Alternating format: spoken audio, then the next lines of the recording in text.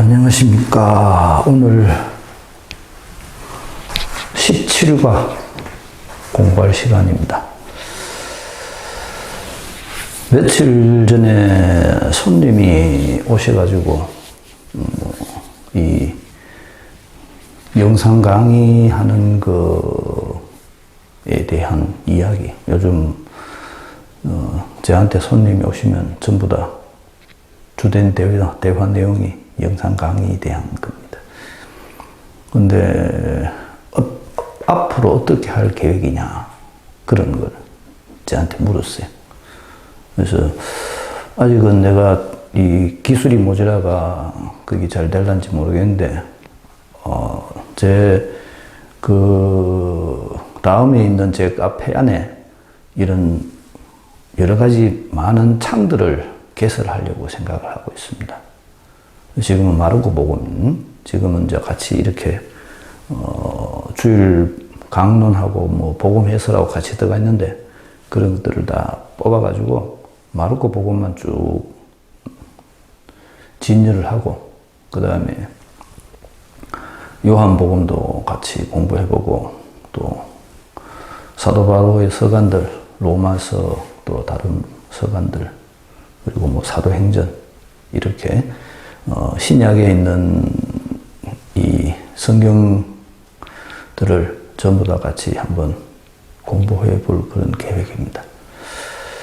내 생각에 제일 좋은 거는 그게 뭐냐, 요즘 학생들이 비대면으로 수업을 하듯이 이 TV에 이 같은 시간에 신자분들하고 참여해서 같이 공부하는, 실시간으로 공부하는 내용을 영상으로 찍어서 뭐 실시간 중계를 해도 좋고, 아니면 녹화를 해서도 올려놓는 것도 괜찮을 것 같고, 어쨌든 내 혼자 이렇게 얘기하는 것보다는 다른 분들도 같이 참여해서 같이 공부하고 좀 더 이 다이나믹하게 뭔가가 수업이 이루어지는 그런 동영상을 만들 수만 있다면, 궁극적으로는 그런 것들을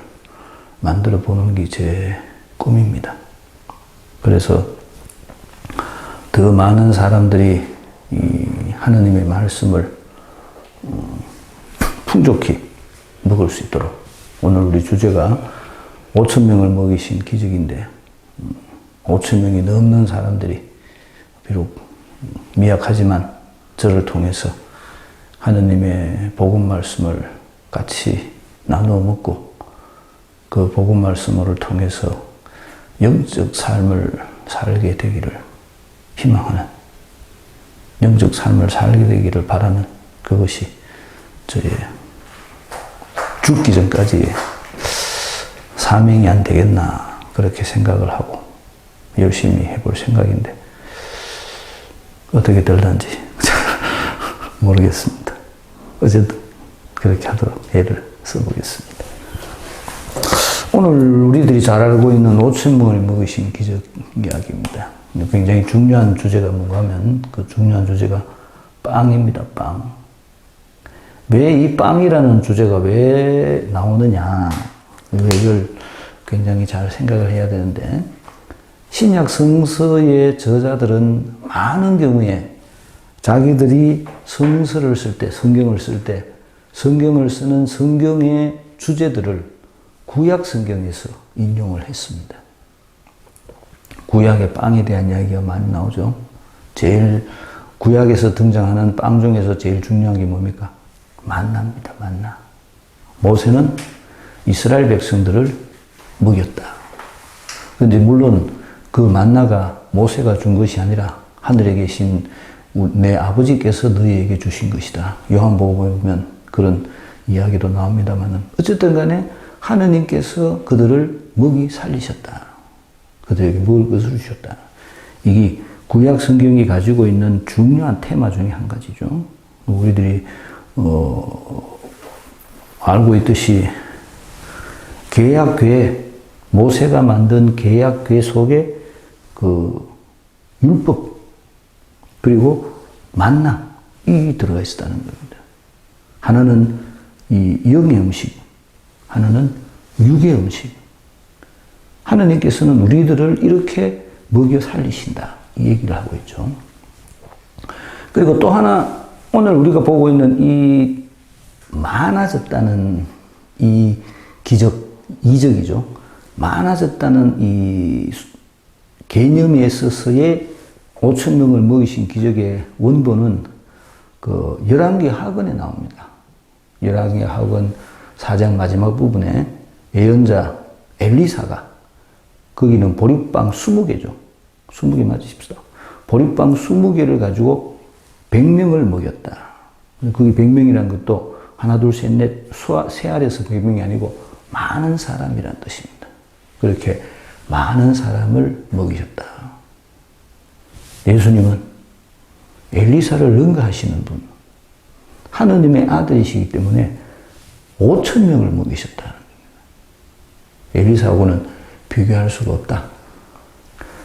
하느님 아버지께서 이스라엘 백성들을 먹여 살리셨듯이 만나를 통해서 예언자 엘리사가 보잘것없는 음식을 크게 만들어서 많은 사람들을 먹여 살렸듯이 예수님께서는 그거보다도 더 큰 일을 하신다.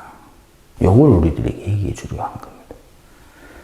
또 하나 굉장히 중요한 도구가 하나 나오는데, 도구라고 말씀드리기는 좀 그렇지만 굉장히 중요한 일종의 매개체죠. 매개체의 역할을 하는 게 뭔가 하면 사도들이라는 단어입니다. 사도들이.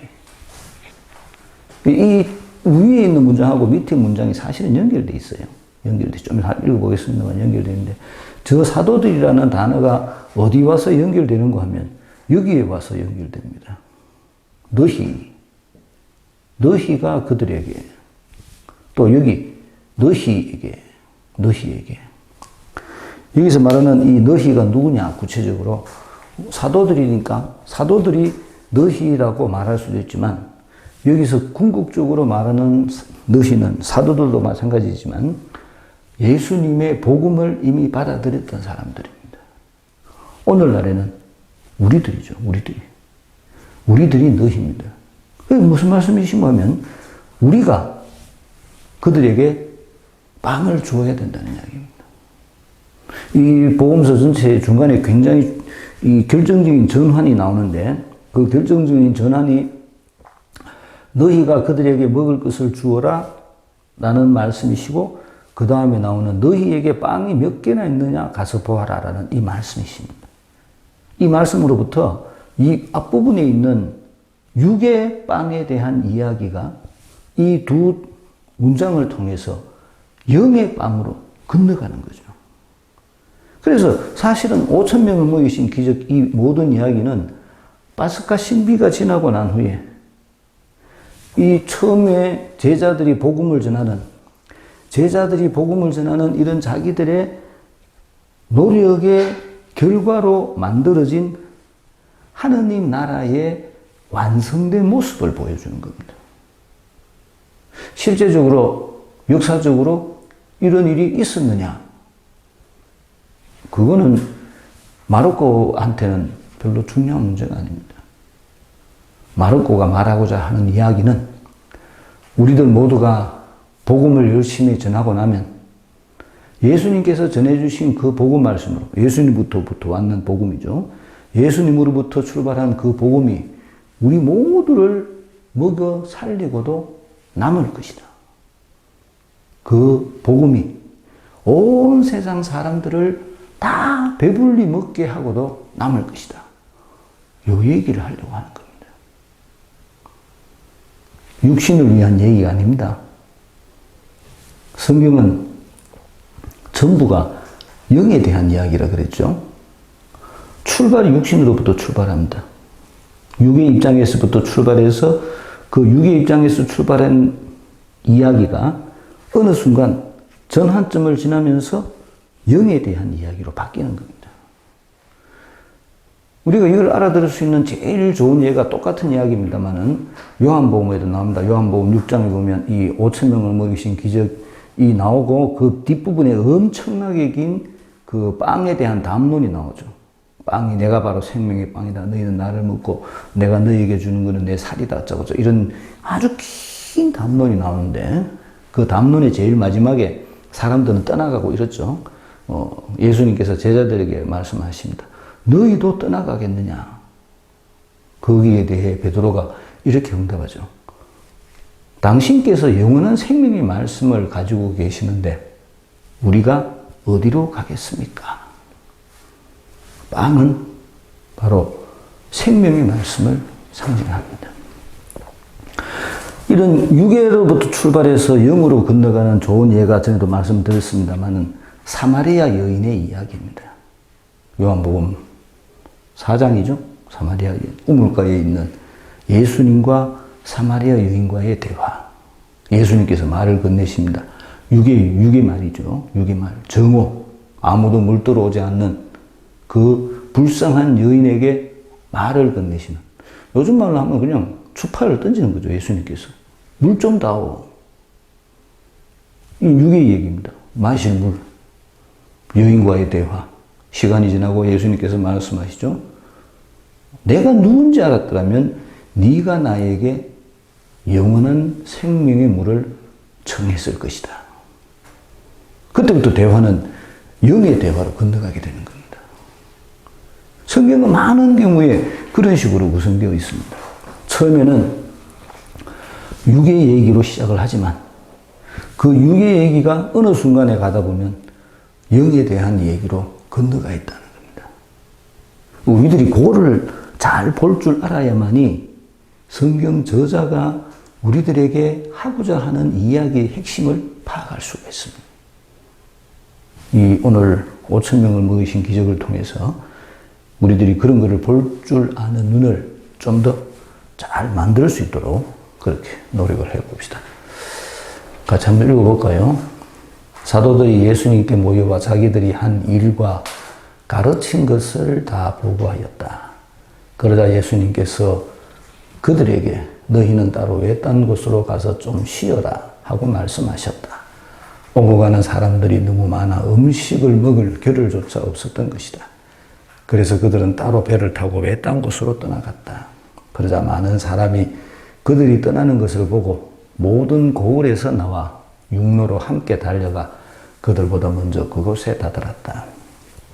예수님께서는 배에서 내리시어 많은 군중을 보시고 가엾은 마음이 드셨다.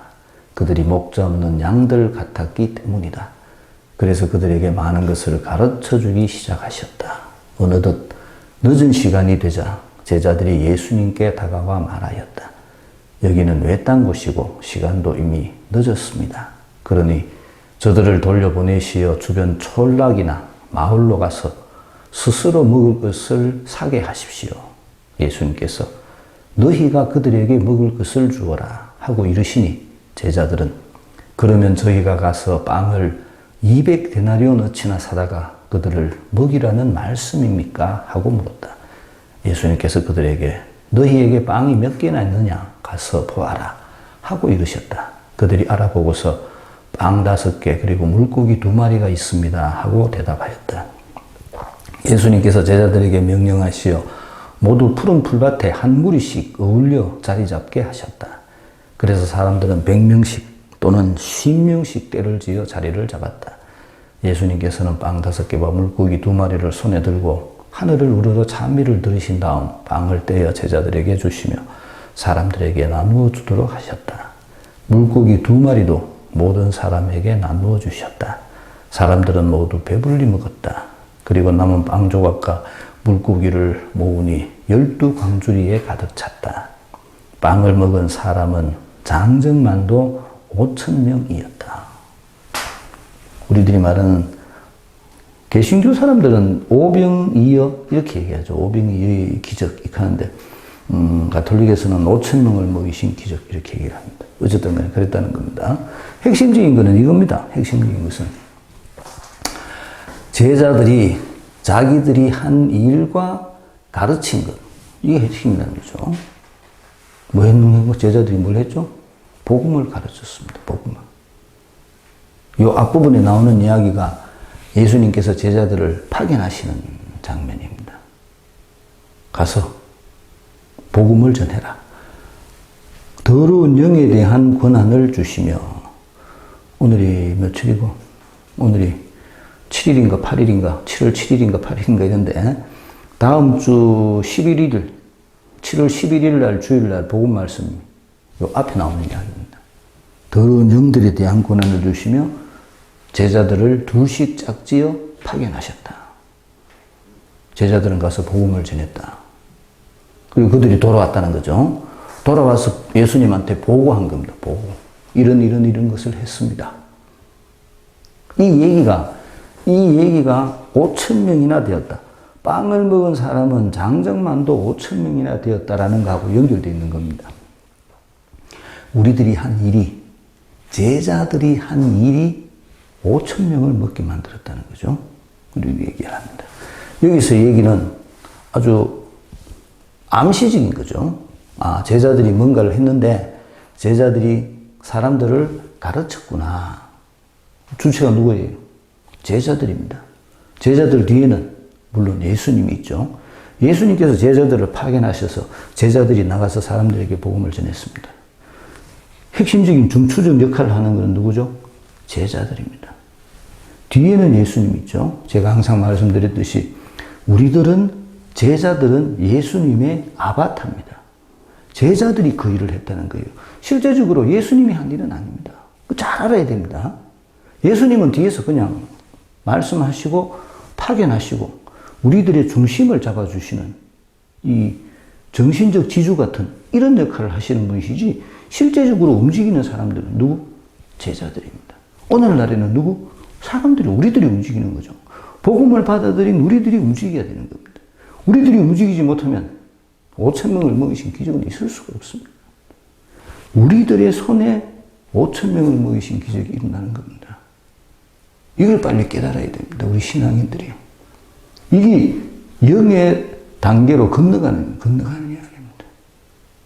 안타깝게도 많은 사람들은 성당에 와서 아무것도 안 하고 입만 벌리고 있습니다. 감이 떨어지기를.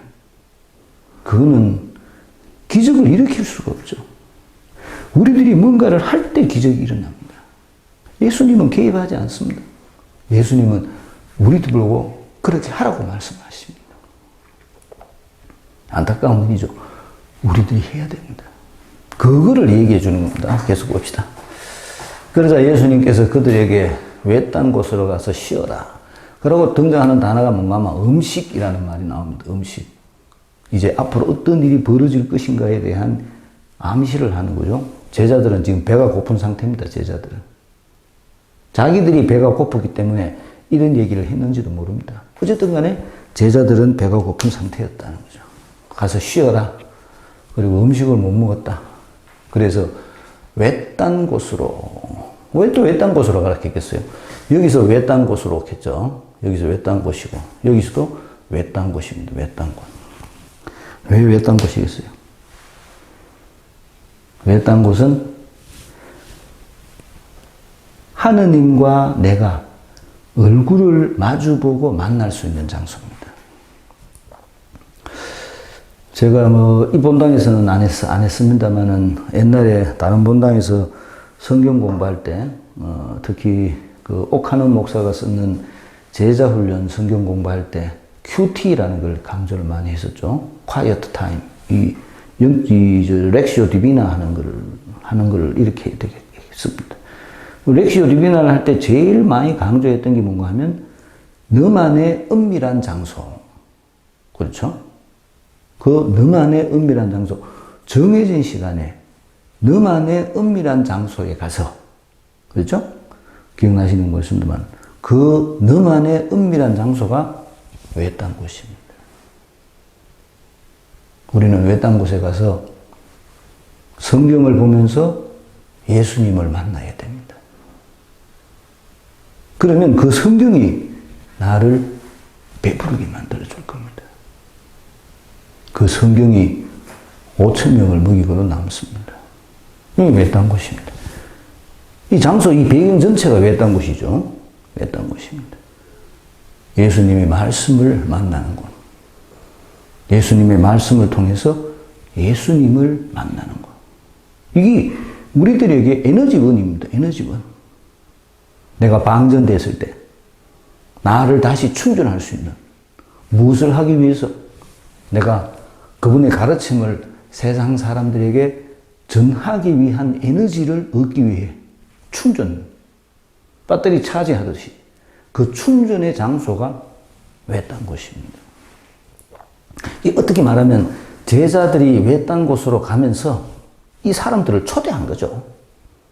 사람들이 따라왔으니까 뭔지도 모르고 따라왔지만 어쨌든 간에 제자들이 외딴 곳으로 갔기 때문에 여기에 나오는 이 등장하는 사람 얼마인지는 모르겠습니다만 5,000명이라는 상징적인 숫자니까 얼마인지는 모르겠습니다만 이들을 초대한 겁니다. 이들을. 아마 우리들 초대했는지도 모릅니다. 자기들이 외딴 곳으로 가면서 배를 타고 많은 사람들이 떠나는 것을 보고 먼저 그곳에 다다랐다. 먼저 그곳에. 그것이 어디예요? 그곳이 외딴 곳입니다. 외딴 곳. 외딴 곳. 예수님을 만나는 곳. 예수님의 말씀을 만나는 곳. 그곳으로 갔다는 거죠. 그래서 내가 그곳에 갔으니까 예수님의 말씀을 만날 장소고 마음이 열려 있었을 겁니다. 또 아주 좀 부정적인 단어가 나오죠. 많은 군중. 많은 군중. 부정적인 단어. 그리고 나중에 끝에 보면 빵을 먹은 사람은 장정만도 5,000명이나 되었다. 이렇게 나와 있는데, 이 많은 숫자, 5라는 숫자도 많은 숫자, 100, 1000 이런 것도 많은 숫자, 많다는 뜻입니다. 많다는 뜻. 아까 제가 말씀드렸던 엘리사가 100명을 먹였다. 그 100 하는 것도 많다는 의미입니다. 우리들이 생각하고 있는 숫자 이런 개념하고는 달라요. 어쨌든 간에 많은 사람들, 많은 군중, 많은 사람, 많은 사람들. 이 말입니다. 이들이 빵을 먹었습니다. 빵을 먹었죠. 그렇지만 그들이 빵을 먹고 그 다음에 행태가 어땠습니까? 이들이 먹었던 빵은 단순히 육적인 것뿐이었다는 거죠. 이들이 그것이 영적인 빵으로 건너갔어야만이 그들이 예수님의 제자가 될 수가 있는 겁니다. 그런데 그들은 다만 눈에 보이는 빵에 만족했습니다. 안타까운 일이죠. 우리들도 많은 경우에 내가 믿음을 가지고 있다고 말은 하지만 내가 말하고 있는 그 믿음이 이 육에 속하는 믿음에 그칠 때가 굉장히 많습니다. 나의 믿음이 정말로 나를 변화시킬 수 있는, 내가 예수님의 제자로서의 모습을 갖출 수 있는 영적인 믿음을 가질 수 있어야 됩니다. 영적 양식. 육의 양식이 아니라, 요한복음에 나중에 기회가 되면 보겠습니다만 굉장히 잘 나와 있습니다. 썩어 없어질 육의 양식을 추구하지 말고 영원한 생명을 주는 음식을 찾아라. 예수님 요한복음 얘기, 이런 얘기, 그 요한복음 이 마르코가 나오고 난 후에도 한참 있다가 쓰여졌으니까 그만큼 어떤 나름대로의 신학적 성숙이 있었겠죠. 그래서 그런 말을 할 수 있었을 겁니다. 어쨌든 간에 예수님께서 많은 군중을 보시고 가엾은 마음이 드셨다. 예수님의 마음입니다. 가엾은. 성경에 보면 몇 군데에 예수님께서 가엾은 마음이 드셨다라는 표현을 몇 군데서 합니다. 여인, 누구죠? 하예라는 여인, 가엾은 마음이 드셨다. 또, 남자 누구들도 가엾은 마음이 드셨다. 이런 표현들이 가끔씩 나옵니다. 예수님께서 세상 사람들을 바라보는 마음입니다. 예수님 마음. 우리가 예수 성심하고 뭐 노래는 해놨는데 그렇게 노래가 공경하는 이런 개념이 있을 것이 아니라 예수님께서 세상 사람들을 바라보는 시선을 우리들도 가져야 됩니다. 우리들도 예수님의 눈으로 세상 사람들을 볼 줄 알아야 됩니다. 가엾은 마음. 그들이 복음이 없는, 그들이 껍데기밖에 없는, 죽어 없어져야 될 음식만을 찾는 그들의 모습이 내 눈에는 가엾게 보여야 됩니다. 그게 복음을 가진 사람의 특권입니다. 목적 없는 양, 목적 없죠? 똑같은 얘기입니다. 표현이 사실은 이 목적 없는 양 같던 이 사람들이 많은 군중, 많은 군중이고, 목자 없다는 말은 뭔가 하면 목표가 없다는 거죠. 목표가 없다는 말은 뭔 말인가 하면 가치관이 없다는 겁니다. 요즘 말로, 제 말로 하면 믿음이 없다는 겁니다. 믿음이 없기 때문에 어디로 갈지 몰라 어떻게 살아야 돼요? 육에 따라서 사는 거죠. 그렇기 때문에 그들이 목자 없는 양과 같은 겁니다. 그래서 그들에게 다시 가르쳐 주셨다.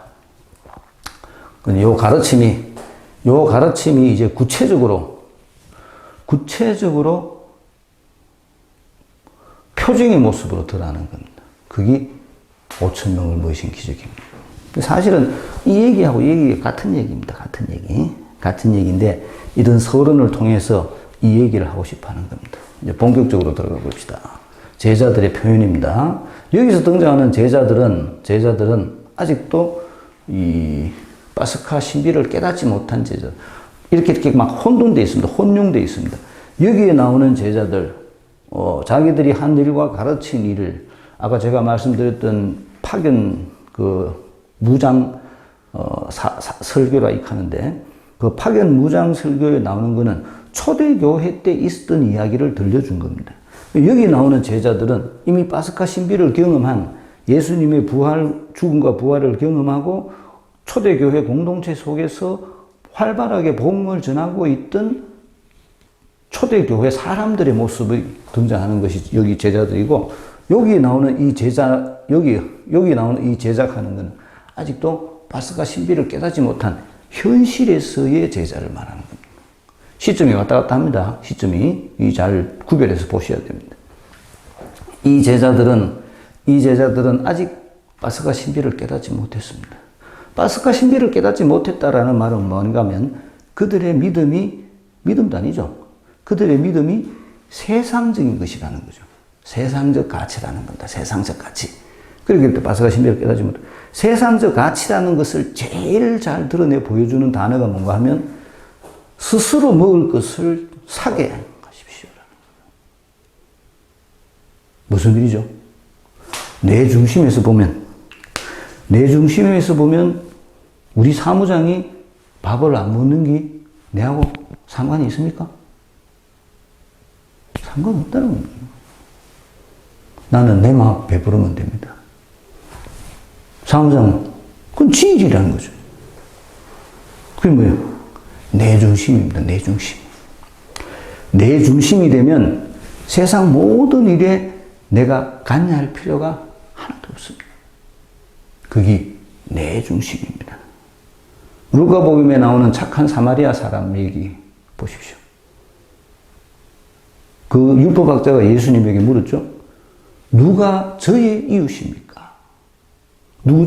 내 중심입니다. 내 중심에서 볼 때는 내가 사랑해야 될 내 이웃은 아무도 없습니다. 비유를 드시고 난 후에 예수님께서 율법학자에게 하신 말씀, 누가 강도당한 사람의 이웃이 되어 주었느냐? 누구 중심입니까? 강도당한 사람 중심입니다. 내가 내 시선이 내 중심에 머물러 있느냐? 아니면 하느님의 사랑을 필요로 하는 그 사람에게 머물러 있느냐? 여기 엄청난 차이입니다. 파스카 신비를 경험하지 못한 사람은 내 중심입니다. 누가 나의 이웃입니까? 자아가 배고픈 것을 왜 내가 책임져야 합니까? 세상 사람들입니다. 우리식으로 말하면 강남에 사는 부자들의 눈입니다. 왜 가난한 놈을 내가 책임을 져야 됩니까? 내 중심입니다. 영의 삶을 사는 사람은, 하느님의 가치관을 가진 사람은, 하느님의 사랑을 필요로 하는 모든 사람이 나의 이웃입니다.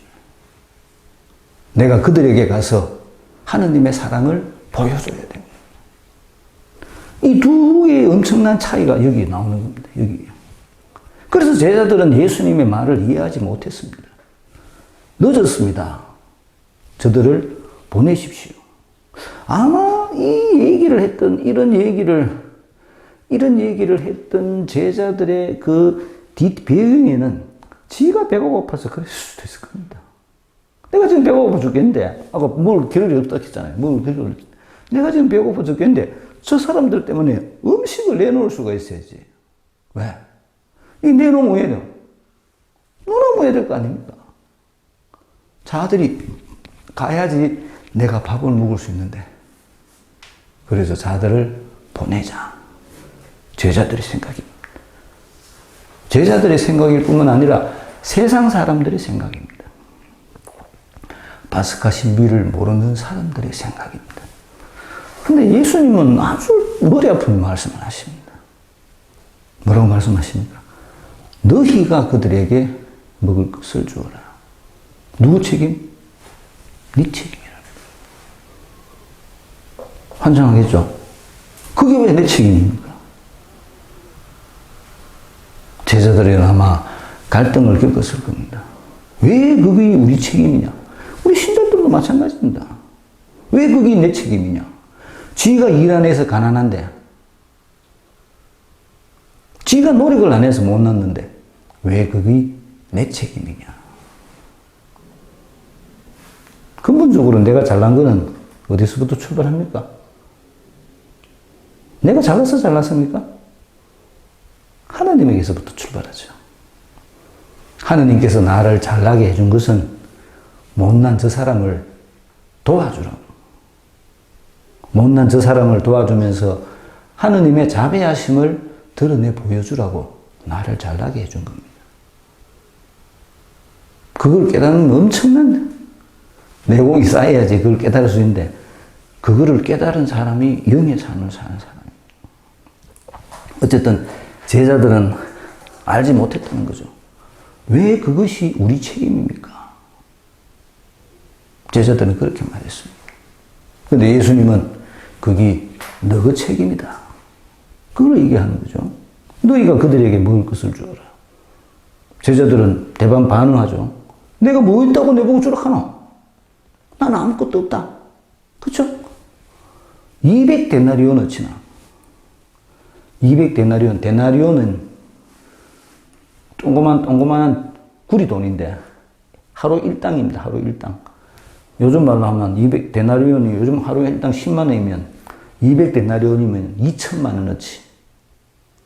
2천만 원어치 빵을 사와서 주란 말이냐. 2천만 원 있는지는 모르겠습니다만 그 말입니다. 그 말이 무슨 소리입니까? 내 능력 밖이라는 거죠. 나는 그런 능력이 없습니다. 근데 와 나를 보고 주라 하노? 진짜 요즘 아들 말로 돌아삐겠네. 이렇게 얘기하고 있는 거죠. 제자들은 아직도 육의 상태에 머물러 있습니다. 그럼 그들에게 예수님께서 그들을 환기시킵니다. 어떻게 환기시킵니까? 영의 삶으로 초대하는 거죠. 너희에게 빵이 몇 개 냈느냐? 빵이 있는지 왜 알았겠어요? 중요한 얘기입니다. 제자들이 빵을 가지고 있는 걸 어떻게 알았겠어요? 여기서 말하는 요 빵이 여우에 나오는 제자들이 한 일과 가르친 것입니다. 제자들이 하고 가르친 일의 근본이 뭐였어요? 복음입니다. 복음. 가서 복음을 전해라. 네가 거저 받았으니 거저 주어라. 네가 거저 받았던 그거 뭐? 복음. 내가 네한테 줬던 복음. 여기 뭐? 여기 빵인 겁니다. 그래서 가서 말씀하시는 겁니다. 너한테 있다. 네가 갖고 있다. 없다고 말하지 마라. 네가 가지고 있다. 이때부터 장면이 전환이 돼서 더 이상 육의 얘기가 아닌 영의 얘기가 되는 겁니다.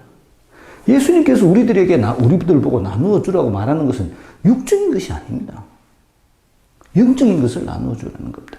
영원한 생명회로 가는 길, 영원한 생명에 도달할 수 있는 말씀, 그거를 사람들에게 나눠 주라는 것이지, 내가 이병철이도 아니고 돈을 어떻게 내가 나눠 줄 수 있겠습니까? 그런 걸 말하는 게 아닙니다. 내가 가지고 있는 거, 복음, 그거를 사람들에게 나눠 주라는 겁니다. 마음 안타깝게도 우리들은 예수님의 말씀을 곡해도 많이 하고, 내가 복음에 대한 확신이 없기 때문에, 내가 복음을 받아들였다는 확신이 없기 때문에 그 복음을 전하는 것을 굉장히 주저하고 부끄러워하고 그렇게 하는 겁니다. 나는 복음을 받아들인 사람이다. 그걸 잊어서는 안 됩니다. 내가 마음을 열고 복음을 받았다는 걸 내가 경험을 해야 된다. 그 내가 복음을 받았다는 경험 자체가 내가 하느님의 일을 할 때 이루어지는 겁니다. 아무것도 안 하고 앉아있으면서 내가 복음을 받았다. 꿈꾼데 뭐 하느님 나타나가 머리가 떼가지고 뭐씩 내려오고. 정말로 꿈꾸는 소리 좀 하지 마시고. 내가 하느님의 일을 할 때 하느님의 복음이 내 안에 있다는 걸 내가 알게 되는 겁니다. 내 힘으로 되는 게 아니기 때문에 그렇게 되는 겁니다. 너희에게 빵이 몇 개나 있느냐 가서 보아라. 그들이 와서 얘기를 합니다. 그들은 자기들이 가지고 있던 자신들의 능력을 깨닫게 되는 거죠. 빵 5개, 물고기 2마리. 교부들은 이 빵 5개를 복음서와 사도행전 그렇게 얘기를 합니다. 빵이니까 생명의 빵, 말씀입니다. 말씀. 너희들은 말씀을 가지고, 우리는 복음을 가지고 있습니다. 복음을. 빵 5개. 내 속에 이미 하느님의 말씀이 들어있는 겁니다. 물고기 2마리는, 물고기라는 거는 옛날부터 제가 항상 강조도 했지만, 크리스찬 익투스, 우리 주 예수 그리스도라는 단어의 머리 글자만, 이니셜만 띄놓으면 그게 물고기라는 뜻입니다. 이 영화 그런 거 뭐 옛날에 영화 코바디스 베네도 그런 거 나오는 건데, 이 사람들이 얘기하면서 자기가 크리스찬이라는 것을 나타내는 사인이 물고기였습니다. 이 차에 보면 또 물고기 옛날에 막 붙이고 많이 다녔잖아요. 예, 예배당 신자들이. 그러기 내가 신자라는 표시인 거죠. 물고기 2마리는 공동체를 말합니다. 초대교회의 공동체, 예루살렘 공동체와 이방인 지역에 있던 안티오키아 공동체. 이 두 교회, 모교회, 예루살렘 교회, 그리고 이방 지역에 있는 안티오키아 교회. 이 공동체, 성경 말씀과 공동체가 우리들을 영의 삶으로 인도한다는 겁니다. 우리를 영적으로 먹인다는 거죠. 예수님께서는 사람들에게 명령하셔 무리식, 이게 중요한 단어, 중요한 표현입니다. 제가 항상 강조하지만 우리의 믿음은 공동체입니다. 개인이 하는 거 아닙니다. 내 혼자 쩍쩍쩍 성당 다니고 그거는 정말로 세상적인 믿음입니다. 자기 중심적인 믿음이죠. 내가 공동체를 위해서 봉사하지 않는 한 내 믿음은 올바른 믿음이 될 수가 없습니다. 그건 자기만을 위한 거죠. 자기만을 위한, 얼마나 이기적입니까? 자기만을 위한 것이 어떻게 예수님의 가르침과 부합한다고 생각하는지 나는 이해가 안 됩니다. 예수님의 1번 가르침이 사랑하라는데 지가 혼자 왜 사랑한다는 말입니다. 무리식. 무리가 여기 나오죠? 어떻게 됩니까? 무리가. 10명, 100명, 100명 내지 10명이라는 요 단위가 학자들이 추측하는데 아마도 초대교회에 있는 마을 공동체의 구성원 숫자 정도 될 것이다라고 얘기를 합니다. 우리 본당 같이 말하면 우리 반 모임 하는 한 반에 사람들이 다 모이면 우리도 10명 저렇게 됩니다. 그들이 모여서 예수님의 말씀을 먹는 겁니다. 그게 우리들의 양식입니다. 영적 양식. 예수님께서 하신 일이 있죠. 예수님께서는 빵 5개 물고기를 들고 하늘을 우러러 찬미를 들으신 다음 찬미, 그 다음에 떼어, 요 단어가 여기 성찬례를 상징합니다. 성찬례의 단어. 예수님께서 최후의 만찬 때 제자들에게 하셨던 행동. 지금 우리들이 미사 때 하고 있는 행동. 찬미, 떼어 주셨다. 그래서 제가 항상 미사가 끝이 아니고 시작이라고 말씀드리는 겁니다. 우리는 예수님의 말씀을 먹고 세상에 나가서 그 말씀을 전파하는 겁니다.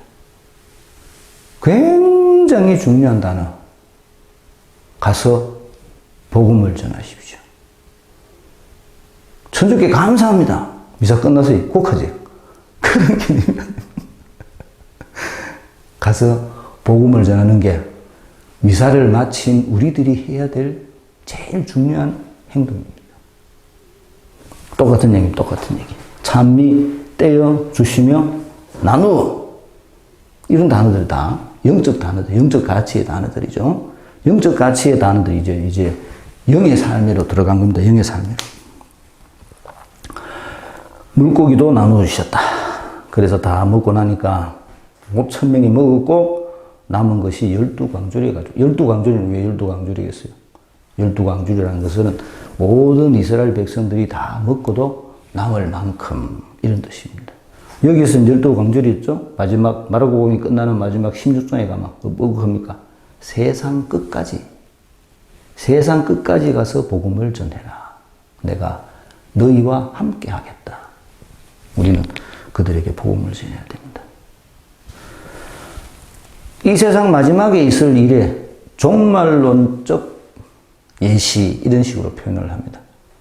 하느님 나라의 완성된 모습. 하느님 나라가 우리들 속에서 커지면 그 커진 하느님 나라의 모습은 이런 모습일 것이다 라고 예수님께서 우리들에게 맛배기로 보여주신 거죠. 너희 모두가 먹고도 남을 만큼 육적으로나 영적으로나 그게 하느님 나라라는 겁니다.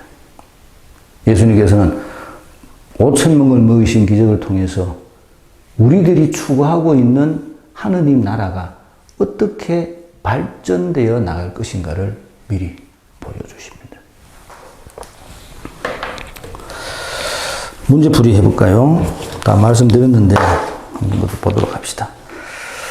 사도들의 보고한 일 가르친 것, 우리들의 보고 필요하다. 우리들도 보고해야 됩니다. 말씀 나누기 7단계 하는 중에 우리들이 보고를 하죠. 지난주에 뭘 했다, 다음 주에 뭘 하면 좋겠노. 이건 굉장히 중요합니다. 형식적인 보고가 아니라 실제적인 내가 살았던 것들을 얘기해야 됩니다. 쉬어라. 먹을 시간이 없었다. 먹는 것에 대한 암시가 나오는 거죠. 군중을 보고 느낀 목 잡는 양. 예수님께서 그들의 목자시다. 그리고 말의 의미, 제자들의 말, 누구 책임이냐, 책임에 대한 얘기라도 했죠. 그리고 그때부터 영적으로 돌아간다고 얘기했습니다. 1번, 사도들은 사명 완수를 보고합니다. 우리들은 어떤 것들을 보고합니까? 이 질문의 의도는 우리들도 우리들이 수행했던 사명을 보고해야 된다 이 말입니다. 사실은 우리들의 일주일이 내가 주일 미사를 마치고 집에 가서 다음 주일 미사에 갈 때까지의 일주일이 사명 수행의 시간입니다. 중간에 물론 우리 공동체 식구들이 모여서 말씀 나누기를 하면서 다시 한번 우리가 무엇을 할 것인가를 얘기하고 할 거리를 찾고 그것을 시간을 쓰면서 그런 것을 하겠습니다만은 어쨌든 우리의 시간이 사명 수행의 시간입니다. 정도로 그것만 하라 소리 아닙니다. 가서 돈도 벌어야 되죠. 그것도 중요한 사명 수행입니다. 여러 가지 일을 해야 되지만 제가 보기에 일주일에 한두 시간 정도 우리들은 우리 공동체가 정한 사명을 수행하기 위해서 같이 노력할 줄 알아야 됩니다. 2번, 오늘 공부할 주제를 복음서는 예고합니다. 무엇입니까? 제가 봤었죠. 예고, 음식, 그 다음에 빵, 이런 단어들이 예고에 나오는 겁니다. 그 다음에 3번, 목자의 역할이 무엇인지 찾아봅시다. 목자의 역할이 뭐예요?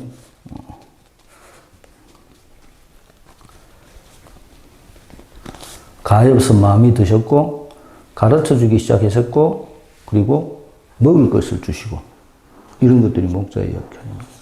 우리가 가야 될 방향을 제시해 주는 게 목자의 역할입니다. 신부가 본당에서 하는 일이 뭘까? 미사하는 게 신부가 하는 일일까? 미사는 시작이라고 그랬죠?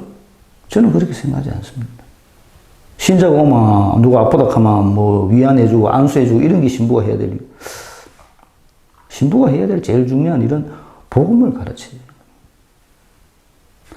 신자들이 세상에 나가서 복음을 전하는 사도의 역할을 할 수 있도록 그들을 가르치고 성장시키고 이게 신부가 해야 될 일. 네가 해라.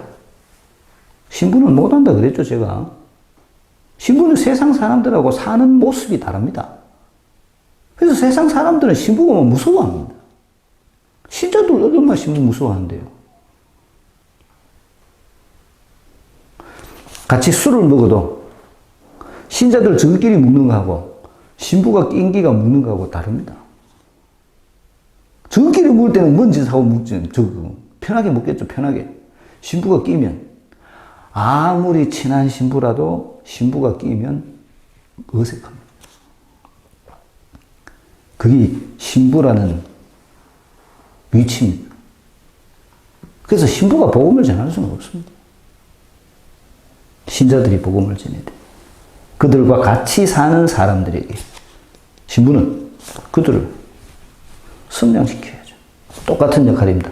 예수님께서 제자들을 육성하셔가지고 파견하셨듯이 신부도 신자들을 육성해서 파견해야 됩니다. 복음을 전하는 것은 신자들이 하는 겁니다. 이 마지막 혈관, 이 정맥과 동맥이 만나는 이 마지막 교환점, 이까지 갈 수 있는 사람이 신자들입니다. 신부는 못 갑니다. 한때 공의회 끝나고 난 후에 불란서에서 그런 거 유행했었죠. 노동사목 하는 신부들. 뭐, 나름대로 의미는 있었습니다만은 길게 가기가 어렵죠. 왜 그러냐? 사는 모습이 달라서 그렇습니다. 여러분, 4번 늦은 시간의 의미를 찾아봅시다. 여기서 말하는 늦은 시간 자체가 벌써 이걸 성찬을 상징합니다. 성찬을, 만찬을 상징합니다. 제자들은 아직 파스카 신비를 깨닫지 못했습니다. 그들의 말을 정리합시다. 스스로 하라 그랬죠, 스스로. 아직도 자기중심이라는 겁니다. 자기중심, 그래서 깨닫지 못했습니다. 예수님은 새로운 공동체의 사명을 알려주십니다. 무엇입니까? 새로운 공동체의 사명은 먹을 것을, 너희가 먹을 것을 주어라. 이게 새로운 공동체의 사명입니다. 그게 너희가 해야 될 일이라는 거죠. 우리 신자들도 이걸 깨달아야 됩니다. 내가 받아 모시는 성체가 나를 위한 것이 아니라는 걸 깨달아야 돼요. 근데 많은 신자들은 이거를 지 복받기 위한 수단이라고 생각합니다. 그때부터 그거는 샤만이 되는 겁니다. 나를 위한 것이 아니라 내가 세상에 나가서 세상 사람들을 위해서 봉사하기 위한 에너지라고 생각을 해야 됩니다. 엄청난 차이죠. 이게 육과 영의 차이점입니다.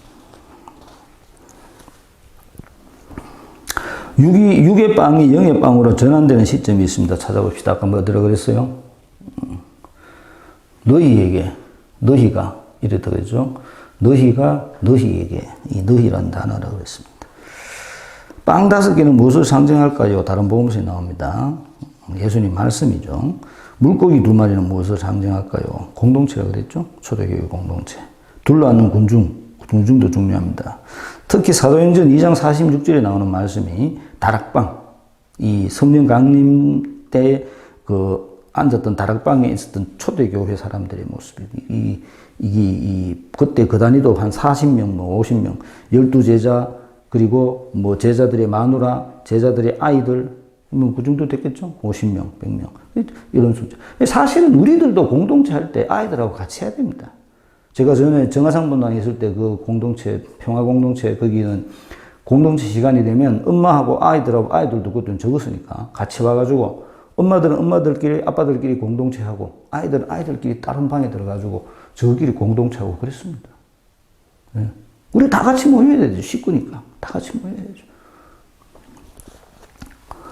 여러분, 11번 예수님의 동작과 그 의미를 찾아봅시다.